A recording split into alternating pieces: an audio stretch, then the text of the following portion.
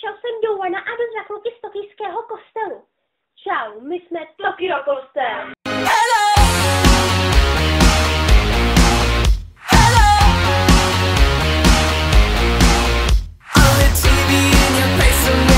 Čau kluci, potřebuju, abyste něco naučili. Potřebuju od vás naučit dobře anglicky. No to je super.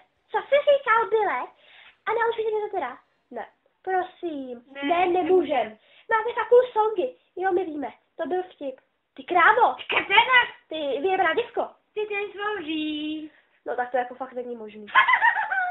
Naučíte mě to teda, prosím. Ty vole. Dělejte, naučte mi to. Ne, že to učit nebudeme. Co je? Což nám mluvíš to? Ne, nech se na omylu, ty se na omylu. My to učit nebudeme, Douany neučíme, sorry.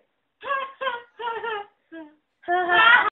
Jako z naší skupiny mám asi nejradši Jorka, on je úplně sladký a úplně sexy. A má úplně stejný vlasy jako já. No akorát tady mám o hodně hezčí, no to musím uznat, to je debil. Ty nejsi normální, vy jsi vůbec normální. Vy si ze mě děláte srandu? Velikou. No cože? Velkou. Jako co je nejspěšnýho? Všechno. Cože? Jako já? Jo, ty. Jo. A to je debil. No tak se si dobře zasmáli, no.